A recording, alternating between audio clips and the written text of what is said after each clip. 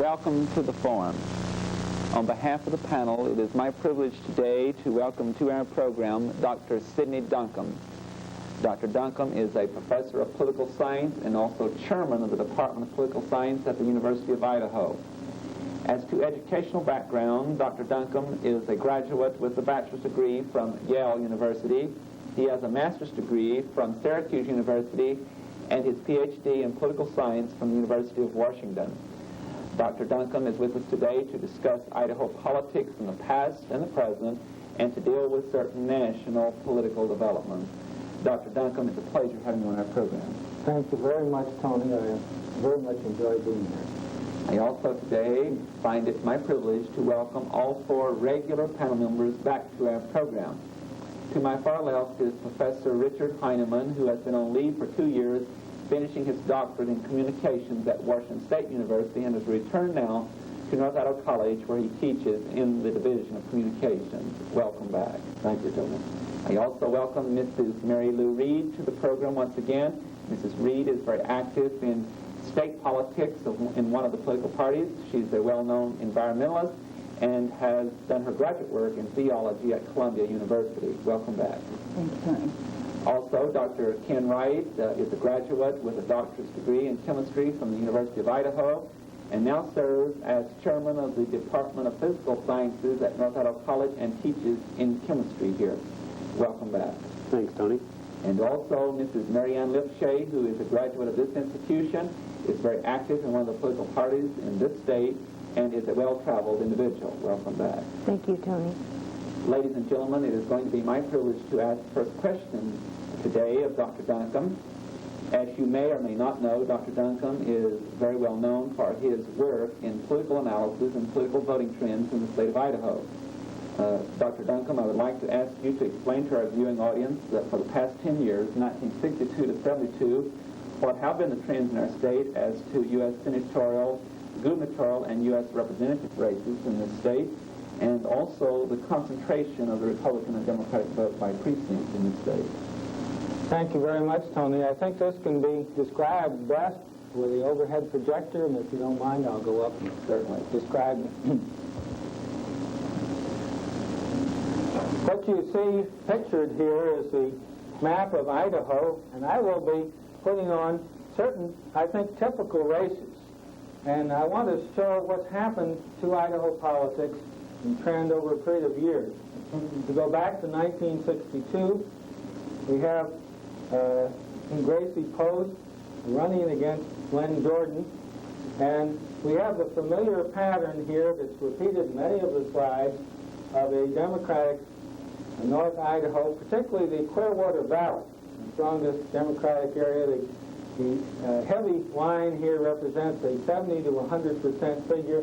The crosshatches that you see in Custer County, up in Benoit County, represent 60 to 70%. The single hatch represents 55 to 60%, and the dots 50 to 55%. And that will be the same scale that we'll be using on most of the slides. And you see North Idaho, if we can focus in on North Idaho, has traditionally been the Democratic area. We'll be seeing some changes in that as the slides progress. You go down to South Idaho, you notice that the mountainous area, Custer, Blaine, Butte County, Elmore County, predominantly mountain, somewhat dry land, tends to be Democratic. Bannock County in the southwest corner, if we can picture that here. Pocatello area being Democratic. The Republican areas are traditionally mainly in the south, and this is Glenn Jordan. Glenn Jordan came from Idaho County initially. If I can focus the slide in here, you can see the Republican areas, the ones that Glenn Jordan won the election, carrying strongly southeastern Idaho, Idaho Falls, down to Franklin County, a traditionally Republican area. South central Idaho, traditionally Republican area, Twin Falls area, Jerome, and the Hawaii Canyon County area being a traditionally Republican area. This is the traditional voting pattern, and we see this repeated in a number of other elections. And I'll just put on one or two more.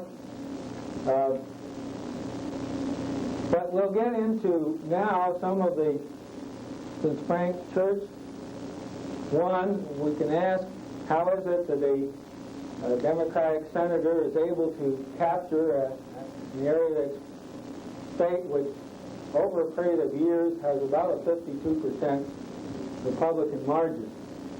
And here is the church's campaign against Hawley. The significant thing about this is, of course, the Democratic North still continues to go Democratic, but the church did quite well in the Southeast. Church in 1962 was on the right side of the water issue, which was for building more irrigation and dam projects, and this did very well for him in that area. Frank Hawley carried the remainder of the counties, particularly in these areas here. Now I'll move up farther into 68 and show church again. This is church against George Hanson. Again, notice in the white counties, or counties that church did not carry, did very well in the north. Also did well in Ada County in the southwestern Idaho. It did surprisingly well in the southeast, considering that this was Hanson's area of the state. This is the same George Hanson who won in the 2nd Congressional District. Notice the counties that Hanson carried, just a scattering. Lemhi County, which the church again lost in this election. Franklin County, most of these counties in Hanson's area.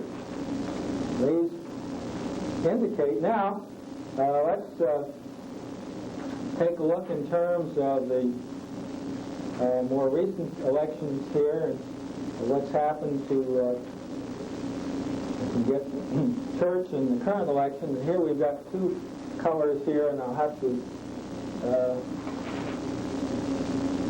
the current election. By the way, church carried 56% of the vote. That's exactly the same margin that he did in his first election. His last election against Hanson, he carried over 60%, and he's been carrying 50 to 60%. So church did not do badly. Church again won the North.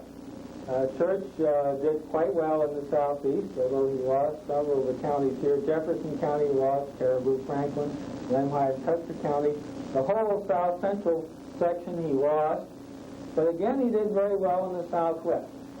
Church's margins in the past have been a result of his ability to take the North quite solidly, cut into the normally normally Republican middle and middle upper income precincts in Twin Falls, Caldwell, and Boise, and also do well in the southeast. This church can do two of those three things. He's managed it in the last 4 elections. He can carry the state of Idaho. Now, in the gubernatorial race, I'd like to describe several of the past races, because when you insert an issue into an election, you get a different type of result. And here's Governor Robert Smiley back in 1962. Smiley differed from prior races in that he did very well in the southeast.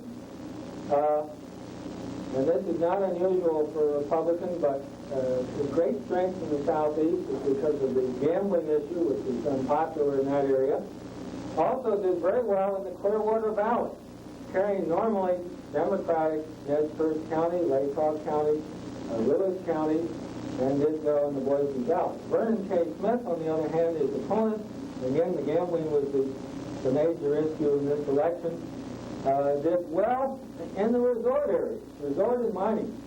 Vernon K. Smith did very well in Kootenai County and Shoshone County.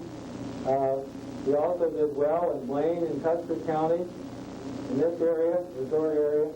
And traditionally, and this is interesting as you take a look at precinct statistics, resort areas, ranching areas, mining areas tend to be pro-gambling, dry farming areas, and most of the urban areas tend to be anti-gambling in Idaho. I'd like to take just a quick look at some of the gubernatorial races here. Go back just a couple to 1970.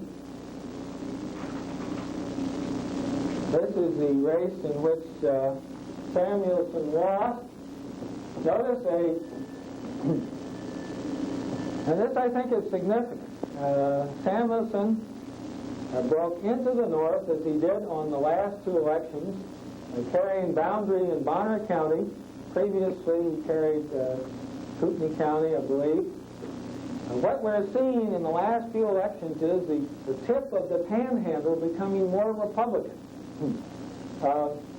We also see southeastern Idaho, I think, with a more conservative trend here. The reason that Samuelson did so well in Lemhi and Custer counties was the White Clouds issue. Samuelson actually, I think, picked up 1,000 to 2,000 votes in that area because of the White Clouds.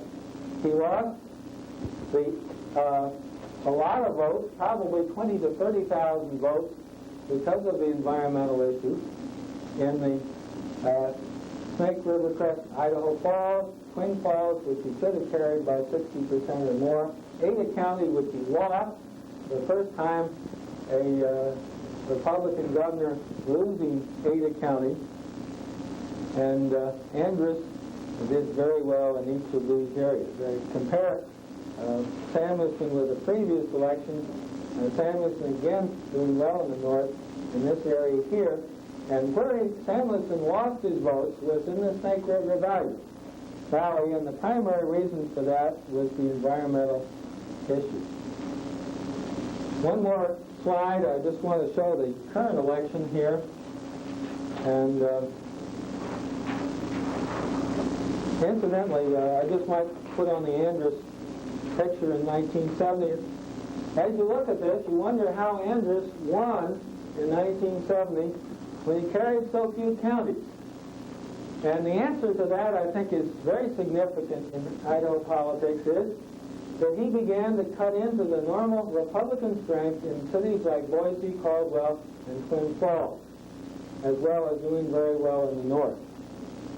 When we go on to the current election, we can see this again is a two-colored map. Andrus taking every county except Lemhi County, running very, very strongly, carrying every county by more than 70% majority. And this band of solid colors represents the 70% majority that goes in Ada County. Just unheard of for a Democratic gubernatorial candidate to carry Ada County by 70%. Twin Falls County, a Rock Ridge Republican county, going for Andrus by 70%. Bingham, this whole band of counties.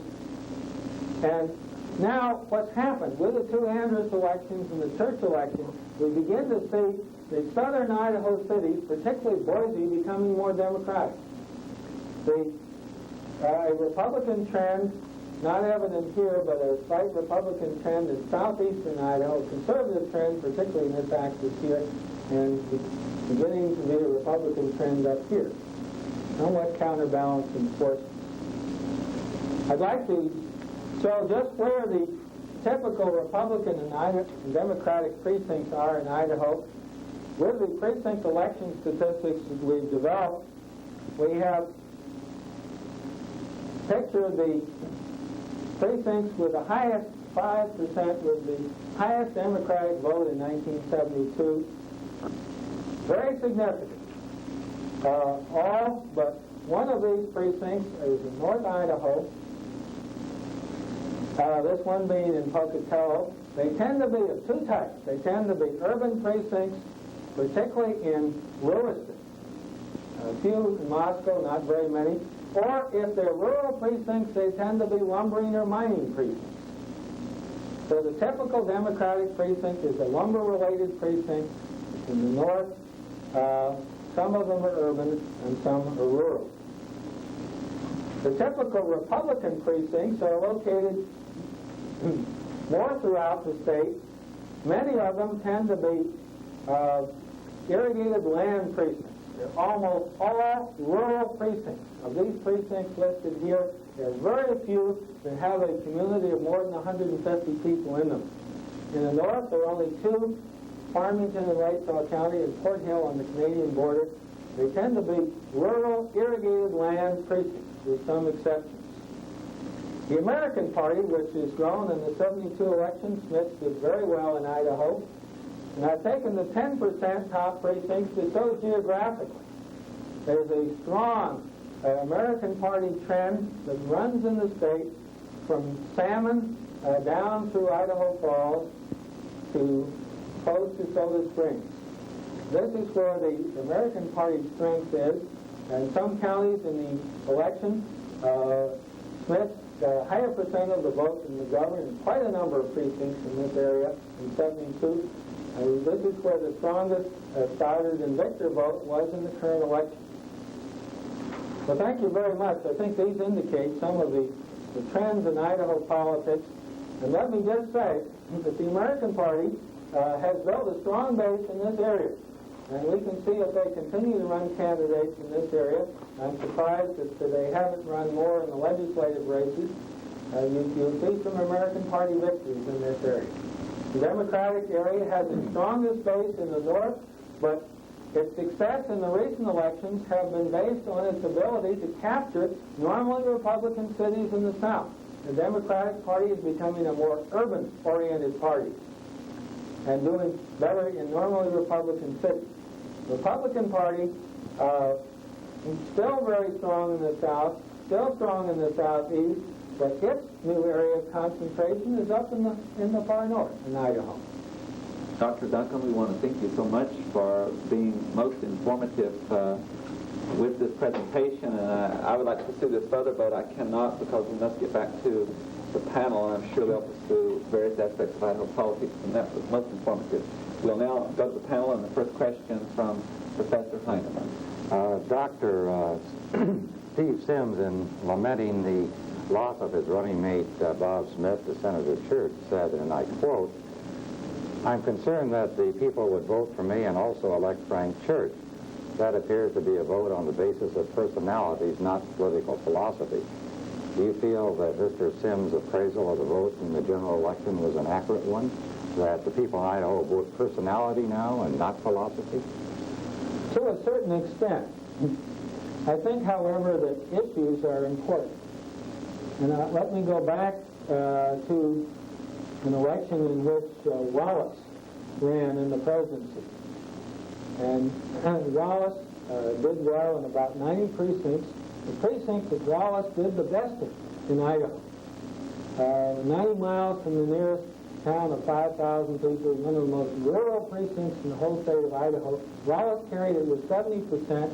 Wallace's views on almost every subject were diametrically opposed to those of Frank Church.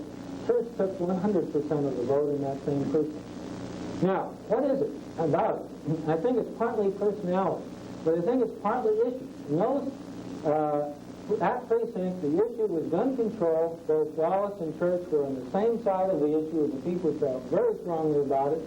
And also the image of being an independent. Church has that image, and that stands him in very good stead in Idaho. Another issue that I think made a difference to a lot of Idaho people was Church's seniority, and what he could do with that seniority for the people of the state of Idaho. So I feel that the evaluation is somewhat correct, but I think that the issues that are important to many people in Idaho may be gun control, seniority, some of these other bread and butter issues, rather than the philosophical issues in terms of laissez-faire and government control. Right, thank you. Mrs. Reed. Dr. Duncan, how do you explain Governor Anderson's sweep of more than 70% of the vote? What is this magical secret that he has? Well, I would evaluate it this way. First of all, I think that he had a very successful first term administratively. He was able to raise services substantially in various areas without raising taxes. Second of all, I think people approved of the executive reorganization, streamlining the state government, in which more than 260 state agencies were placed in less than 20 state departments. I think also, too, that Andrus has a very friendly, handshaking manner of campaigning.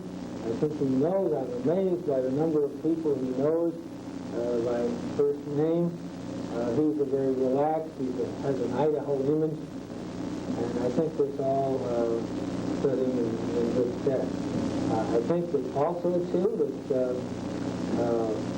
the campaign, Jack Murphy, was perhaps not as vigorous in his campaign as he might be because of his accident on horseback. I think he ended up his campaign in a very vigorous fashion, but he might have been more active earlier in his campaign except for that accident.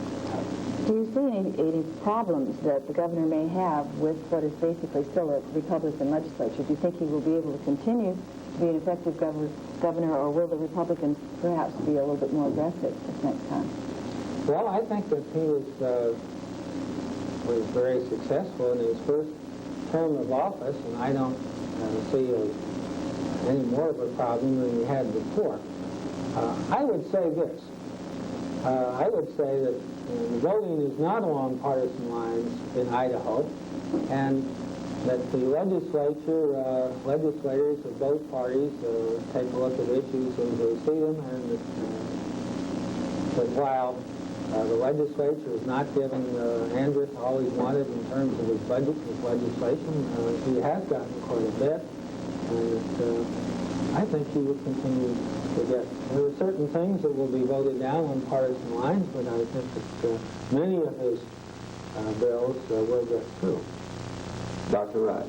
Dr. Duncombe, all this program goes out to the entire state of Idaho and some of the other states, too. It does originate here in Kootenai County, and I would like to ask a very reasonable question. If you've studied the issues closely enough, do you have any rationalization why Kootenai County here, which has been traditionally Democratic in the past, has, in the last two elections, elected a number of Republican U.S. and state legislators? I think this goes back to this entire trend of a more Republican trend in the far north of the Panhandle in Idaho. I would credit this to partly to more retired people, particularly from California, who are located in some of these counties, and I think they tend to be a more conservative group. Also, too, in Kootenai County, I would have to say that the very strong organization that was developed in the last election, which brought in 3 Republican legislators, is one of the reasons for this. Do you think it might be a continuing trend then, or you care to make a prediction? But it's hard for me to predict for Kootenai County. I would see that both Bonner and boundary counties will tend to be more Republican, and I would suspect Benelux County will become more Republican over the years. Mrs. Lipshay. Dr. Duncombe, with the great strength shown by Governor Andrus in his re-election, what were the paramount factors unseating Attorney General Park by Wayne Kidwell? Well, I would say that the issue that defeated Park was the narcotics issue, and I think that it was unfortunate that he employed 2 or 3 or more of the people that he did. I feel myself that it's very difficult for an average person to know whom to get to head a narcotics operation, because it's very difficult to get full background on these individuals. And I think the answer that defeated him was that the publicity, unfavorable publicity given to this, and the fact that I think other parts of his administration, I think, would have carried him through. For example, his consumer service operation, the fact that he lost only 2 or 3 cases before the Supreme Court, quite a record. I think he would have been re-elected except for this unfavorable publicity. Professor Heinz. This is a question about realignment of party affiliations. Do you feel, Doctor, as many others do, that the voting trends now indicate that the moderate progressive Republicans would fit ideologically more within the folds of the Democratic Party as headed by Governor Andrews than within the Republican Party as headed by or symbolized by Steve Sims, George Hansen? I think, yes, I do. To briefly answer it, I think the realignment is occurring with the moderate, let me call them smiley type of Republicans, more and more not losing their party identity, remaining within the Republican Party, but crossing over to vote for an Andrews, to vote for a Church. I think, on the other hand, we're getting a realignment in terms of certain rural conservative Democrats crossing party lines to become Republicans. For example, then Ravenscroft and several other Tibbetts, I believe, crossing party lines to become Republicans. So I think we're seeing a realignment in both directions. And some of the rural conservative Democrats becoming Republicans, maybe not in all cases changing their party allegiance and voting Republican, and some of the urban moderate Republicans becoming Democrats. Well, would you feel that it'd be safe to say that the Democratic Party in Idaho now would be the party of moderation, and that the Republican Party would more or less symbolize ultra-conservative attitude? No, I wouldn't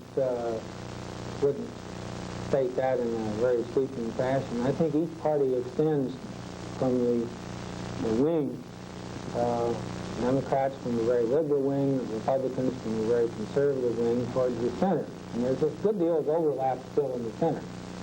In the Republican Party?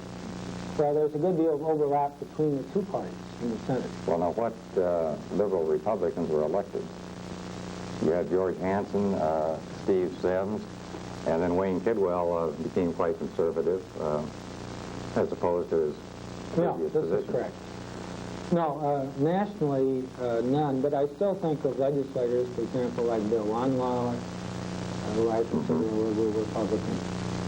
As I say, I think there's becoming more polarization in contrast to previous years, where there was considerable overlap. There's less of an overlap now, but still an overlap between individuals. And sometimes you get a change in party. Perry Swisher, for years, was to the left of many Democrats, a very strong liberal wing of the Republican Party, and now, after a period of time as independent, he's now in the Democratic Party. And we're seeing this type of realignment. I think it's a good trend. Mrs. Reed. Dr. Duncombe, what shape do you think the political parties are in Idaho? Do you think that we have a need for reform within the political structure? Or do you think they're weak, strong? How would you characterize them? Well, in contrast to other states, I would say political parties in Idaho are quite weak. I worked for the state of New York at the time that Dewey was governor of Idaho, or governor of New York, and Dewey was a very strong governor. He once got up and told a county chairman that he didn't like to go home and develop a permanent case of laryngitis, and he did. And Dewey was so strong that he operated almost on a cabinet system. He would have his legislative leaders come to the mansion on Sunday evening, and together they would lay out what legislation would pass. And you could go up in the galleries of the House, as I did in Albany, New York, and watch the votes and know what the vote was before it was tallied. You can't do this in Idaho. And it's interesting, as you move west, the political parties tend to be weaker. In Idaho, the most important organizations are not the central political party organizations, in my opinion, but the organizations of each candidate developed to run his own campaign. I see. Well, do you feel that we would get a different kind of candidate if we had stronger political parties, or do you think that in Idaho we're able to come up with go through the nominating process adequately and still vote independently and the system work, or would you prefer a stronger party system? Well, I think you're able to get good candidates under the current party system, and I think measures used to strengthen the party system in Idaho would not be popular with the voters. For example, if we had a closed primary, I don't feel this is what the voters would want. I personally would feel that it would be advantageous for there to be some strengthening of the party system in Idaho. I feel particularly the county and the state party committees should be stronger, and I think the governor of one party should be reasonably assured of the votes of his own legislators. Dr. Rice. I'd like to change the topic just a little bit, Dr. Duncombe. In the most recent issue of Context magazine, the alumni magazine of the University of Idaho, there's a very interesting article regarding the game called Idaho Today. I might mention, or should mention, that this game was developed with a grant from the Association for the Humanities in Idaho, the same organization that has sponsored this program. In this game, you're attempting to scout the future of Idaho, and you're attempting to identify human values, which is one of the prime purposes in this association's program. I'd like to ask you, what are some of the human values that you've identified as a result of your travels around the state with this game, especially since it appears from the article that you get some very strong reactions to the issue? Yes, we do. This game was developed because the Association for the Humanities felt that the most important issue facing Idaho was the issue of what Idaho is to be like 5 or 10 or 15 years from now. In other words, what kind of Idaho do we want in the future? Do we want an Idaho that has an industrial base? If so, what kinds of industry do we want to attract? Do we want to build on tourism, this kind of economic base? Do we want to say that Idaho is primarily an agricultural state? In times of world food shortage, we should build our agricultural strength in the state, or do we want to stay the same? This, we feel, is one of the most significant issues facing the people in Idaho. And we want to get a discussion of it. So what the Idaho Tomorrow game is, we built a mythical county that has parts of all of Idaho called Granite County, and then we gave everybody a role, typical people that you'd find coming to a meeting in Granite County or Idaho. And then we asked these people to react to certain situations, like building a dam on the free-flowing stream that would irrigate a lot of the county, like building 400 condominiums on a recreation lake, like developing a new meatpacking plant, ski area, state park, new corn and frozen pea factory, and so forth. And then, as a result of these decisions on these individual issues, people begin to discuss, now, what are my values? In some cases, individuals who have a great deal economically to benefit, and some develop that oppose it because the fishing wouldn't be as good. And some people, there's one character who owns a wilderness sports shop, and to him, backpacking is so important that he's willing to forego a certain amount of profits.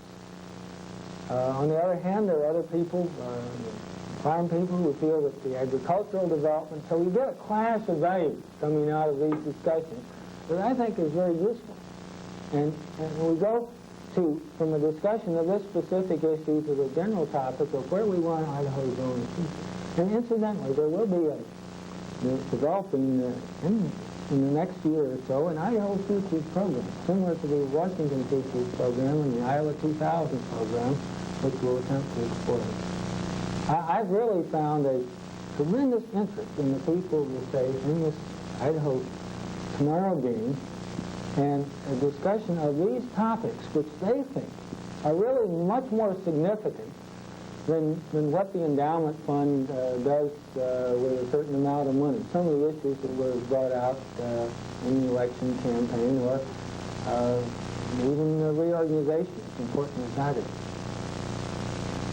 Let me just comment further that this game is available, will be brought around to any community state. There's 7 copies of the game. Any group that's interested in having the game brought to them might contact me at the Political Science Department of the University of Idaho. Well, if it's not too premature, could you tell us if there are any values that seem to be dominant coming out of your association with the game? Yes. I would say that the dominant values seem to be slow growth. With clean industry coming in, research and development type of industry, non-polluting industry, slow growth in agricultural development, tourist development. People do not want no growth policy in Idaho, but they want to preserve environmental values. Very definitely, they want to preserve environmental values. Okay, thank you very much. Mr. Lipsett. Dr. Duncombe, the federal legislative branch of Congress has been in Democrat Party control for last 44 years. The Idaho legislature has been long controlled by the Republicans. I think the last Democrat majority was in 1950 for 2 years. Not too sure of those figures, but with a long-running federal deficit and a state dollar surplus, would you draw some conclusion or comparison? Let me comment on the state budget situation because I've been budget director of 2 states, one Ohio and the other Idaho. And I was budget director under a Republican governor in Ohio, and I was acting budget director under Cecil Andrus in the state of Idaho. The most conservative budget of the two budgets that I prepared, the more conservative of the 2 was in Idaho. It was not that the philosophy of the Republican governor was more liberal than that of Governor Andrus or vice versa. The fact is that a state has to have a balanced budget. It's required by state constitution. And when you have a very difficult fiscal situation, as Governor Andrus had in his first term of office, where he actually had to cut most agencies below their current level of service to balance the budget, then, regardless of whether you're Republican or Democratic, you have a conservative budget. And in Governor Andrus's last years, the fiscal situation eased, and he was able to provide more funds. So, the important thing in terms of the state budget is having to balance the budget. And I think regardless of whether you have Democrats or Republicans in control, this is one of the facts of life. Now, at the federal level, you have a different situation. First, you've had a Republican president for a number of the years with the unbalanced budget. Most of Eisenhower's budgets were unbalanced, so were most of Nixon's budgets, and as well as the Democratic Congress in. The thing that makes the federal government different is that you don't have to have a balanced budget. As a matter of fact, economic policy may dictate that it may be better not to have an unbalanced budget. During a depressionary situation, you should unbalance the budget to have a deficit to encourage higher employment. In an inflationary situation, however, you should also unbalance the budget to have a surplus. And this is, I think, where the federal people are falling down, because during our inflationary situation, we have not had this type of budget. Dr. Duncombe, may we turn to the national scene for a few minutes as to the 1974 election, and let's recount changes, some of these figures, because we do have some close races. Apparently, the new United States Senate will be 62 Democrats and 38 Republicans. And the House will be 292 Democrats, 143 Republicans, or 4 Democratic gains in the Senate and 44 in the House. As a political scientist and expert in political analysis, what would you contribute to this sizable increase to the Democratic Party in 1974? What issue or issues? Well, I would have to say that probably the 2 primary issues would be Watergate and inflation. I don't think that Watergate had much impact in the Idaho election. I do think it had considerable effect in a lot of states nationally. I noticed that the 2 New Jersey Republicans who voted with Nixon in the House Judiciary Committee, when Betty and Sandman both went down. I think the other issue is that the people of the country are very concerned about inflation. And the party in power and the presidency is tagged a little bit with not having made sufficient efforts to combat inflation. I think these are the two primary. Professor Hyman. Doctor, just an academic question here. You're talking about measuring values. Did you mean that you're measuring attitudes or you're measuring values? Measuring attitudes. Okay. From your game, has it given you any indication who would win a race 4 years from now between Governor Andrus or Senator McClure? Would you care to speculate at this time?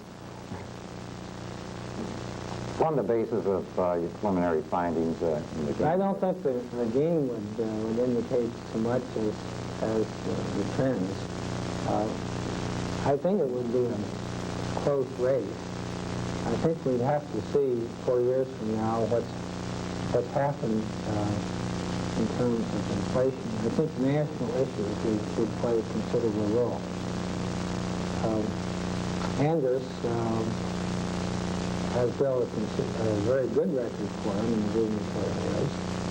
And McClure has, I think, done a very excellent job in terms of making people aware of his accomplishments in his district. So I think his poll, his consistent writing back to his constituents, he's done his homework very well. I would say this, that I think that the race really will be won and lost in the Boise Valley. That if Andrus is able to, in the big cities of southern Idaho, if Andrus is able to come through, as we've done in the past, and win majorities there, then he will win. If McClure is able to turn back to the former Republican majorities in that area, then he will win in this area. And incidentally, the other Republicans that have won, I mentioned Charlie earlier commented on the Kidwell-Tony Park race. I think part of Kidwell's victory was his ability to get these normally in the past Republican precincts to go for him. Steve Sims, the same thing. And now the question is, will they follow Andrus again, or will they follow McClure again? One last little question here. You mentioned, I believe, earlier that Senator Church was right on certain issues in his race against Mr. Hawley. According to your survey now, who would be right on the issue, on some of the issues such as growth, or more right? McClure or Governor Andrus? Well, this is not an issue which has been faced directly by any of the political candidates. I think because the people in the state haven't really articulated this issue. They're very concerned about this. And I think this discussion of the Idaho future that will be coming about in the next year or two will make this an issue that people will want to discuss. This hasn't come into campaign. Nobody, for example, has taken the position of Governor McCall did in Oregon, in which he, in a sense, developed a no external growth. You know, we like you to visit, but we don't want you to come here and stay policy. Nobody's taken that position. And I look in the next 2 or 4 years as the people of Idaho begin to really think about this very significant issue for some of the candidates to take a position on it. I do know that some of the people are thinking. I'm sure that Senator McClure is thinking about it. I'm sure also the Governor Andrus is. And it'll be interesting to see what positions they take. Thank you. Mrs. Reed. Dr. Duncan, we had the expected low voter turnout. I think that Idaho still was way ahead. Was it 57%, which was above the national average? Can you, this is another speculative question, can you even speculate on who stayed home, who didn't vote? Was it the young? Let me say Republicans this. stay home? I've been curious as why Idaho has had a traditionally high voting turnout. And the usual text explanation, and Idaho is brought up in political science text as a shining example, is that we have a relatively high education level, that our income level is fairly good, that it's the mountain state. Mountain states do particularly well. It does not have large groups of poor minority people who often stay home. There is another factor, however. Professor Bob Blank at the University of Idaho has made a study of all the states and sees that our voting laws encourage voting more than almost any other state. As he examined, he developed an index from 0 to 100%, and Idaho stood 98 in the index, with Michigan right at the top, in terms of ease of voting, lack of residency requirements, and I think this encouraged people to come out and vote in Idaho in this election as they have traditionally. Now, who stayed home? It's a little difficult to tell. In the 72 election, the people who stayed home were the normal Democrats who couldn't vote for the governor. This is the group, and this shows up. In this election, I don't think it's there is any one group. I think these are groups of people who would tend to be least interested, least motivated to come out to the polls. I don't think. I think perhaps you could say that there are liberal Republicans, I don't have figures to back it up, might be slightly more, but traditionally they vote in fairly high percentage. So I don't think this. I don't think that the liberal Democrats stayed home. I interpret the Church and Andrews victory as indicating that they came out in great numbers. As far as the very conservative groups, they came out in strong numbers to support Smith and Sims and maybe cross over and vote for Nolan Victor for governor. And, do you think the 18-year-olds came out? Do you think we had a youth vote this time? Not as much as in 72. I think this is the one age group that didn't come out as much. But I haven't seen poll results, so I'm speculating now. Can I follow up real fast with this question of ease of voting? Because this comes as a surprise. We have been hearing a great deal about the need for the reform of election laws in Idaho, perhaps to make voting easier. Would you advocate this? We've heard this from our Chittenden County clerk. Oh, I think this is very good. But Idaho right now, in terms of being able to register, you can register. Right, 2 days before the election, you could have registered with the county clerk, and about 10 days before with your precinct committeeman. The lack of residency requirements in one county, the county clerk, and I asked him specifically, what about students? Can they register and vote? And he said, do they intend to live in Idaho? And I said, well, how, supposing they say yes. Are you going to allow them to vote? And he said, well, yes. If they say that they're going to intend to live here, I'm not going to challenge them. I think the absentee voting provisions, which I think are quite good in Idaho, I think all of these contribute to That's reassuring. Dr. Wright. relatively high vote. Dr. Duncombe, after having taken your game Idaho tomorrow around the states, maybe you can answer this question or take a guess at it. Many people think that we have a paradox in the state of Idaho. We have the independent spirit here that a number of people would basically like to see the state of Idaho stay very similar to what it is, retain its essential flavor we have right now. But by the same token, many of these same individuals seem to be opposed to any kind of regulations, particularly federal, but even at the state level, that would regulate or control or plan Idaho's growth. Is this really a paradox, or is it a false appearance? I think this is correct. I think most of the people would like Idaho to stay the same. At least they'd like to get the elk every year and get a limit of fish every time that they go out and fish. They'd like to see us retain our traditional, easier lifestyle in comparison to metropolitan areas. On the other hand, part of this is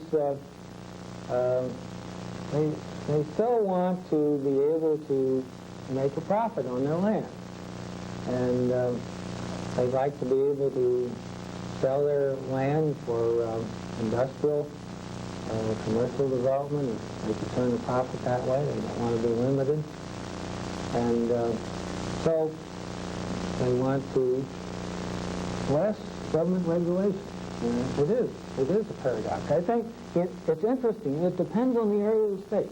For example, when the Legislative Council Committee involved in planning, which was chaired by a conservative Republican, Senator Bivens, went around the state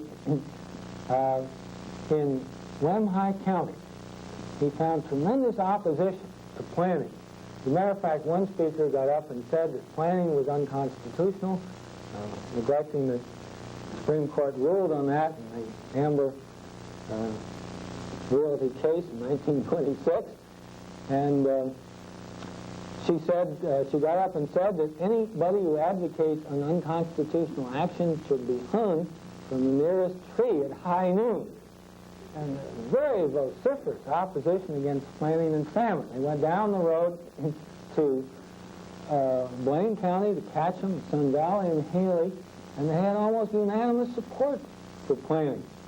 Now, what was happening here, and even realtors were supporting planning, what was happening here is Blaine County was getting a considerable amount of growth, and they were getting a proposal for a condominium development which would triple the size of the city of Ketchum. In a few years they were having some sewage problems.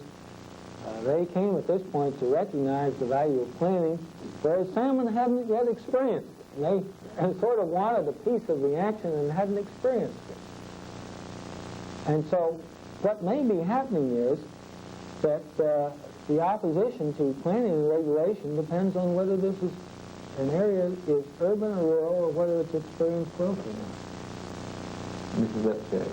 Dr. Duncan changed the subject a little. Following Watergate, with money and other campaign excesses and the mood of the public passed Sunshine Initiative in Idaho and restrictions on corporations, corporate donations, do you believe the public should continue to allow labor, COPE, maritime union, etc., to so strongly lobby and financially influence the outcome of elections?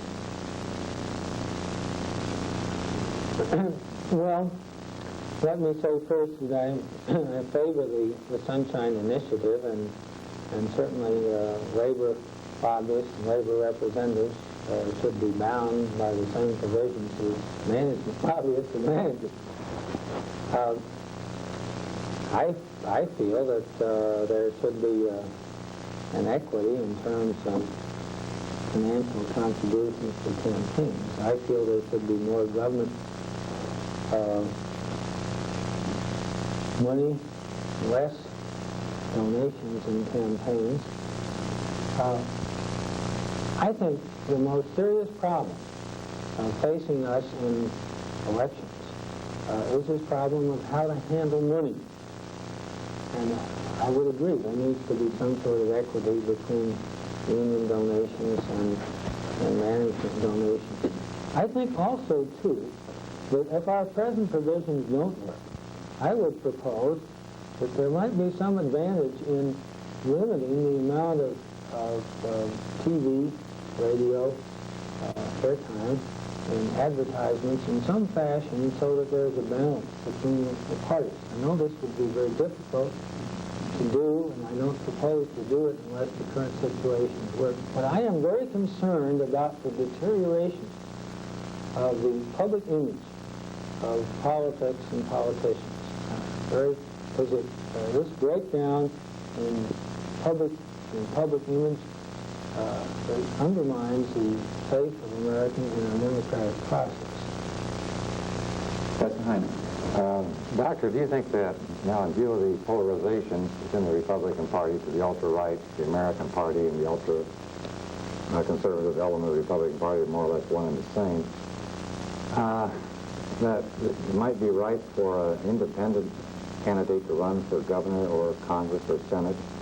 Correct me if I'm wrong. I believe the last time we had a true independent run was 1966 with Terry Swisher. And of course that was a one-issue type of situation. Do you think that the climate would be a little more favorable to this type of candidate 4 years from now? I think so. One of the indications was an independent won the governorship of Maine. Incidentally, there were two independent candidates. Perry Swisher, who got about 13% of the vote, and was very much of an urban candidate, did very well in urban areas, and he entered the race because he felt he would be the only pro-sales tax candidate. Now, it could have been, if Andrus had not been a strong candidate, that Perry Swisher would have gotten a considerable part of the vote. He would have captured a lot of the Democratic vote. The other candidate was Phil Jenner, who ran on a pro-gambling and pro-liquor type of approach. And incidentally, he took about 6-to-1 Democratic votes, and he was the one, I think, who, more than anyone else, cost Andrus the victory over Hamilton. He's a forgotten man in Idaho politics, but he did take about 9% of the vote. Then are you saying, Dr. Duncombe, that since the electorate in Idaho is quite maverick and independent anyway, that this also increases the chances of that type of individual winning the governor's office?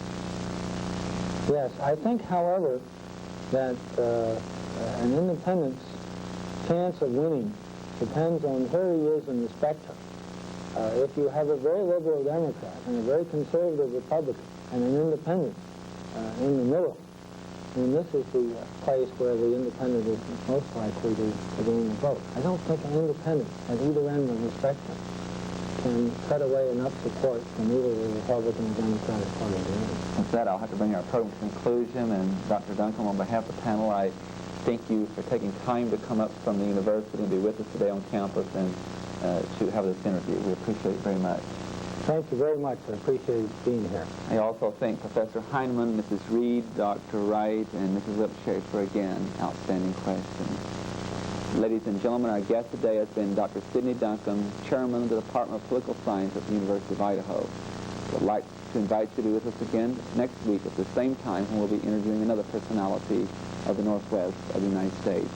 Thank you.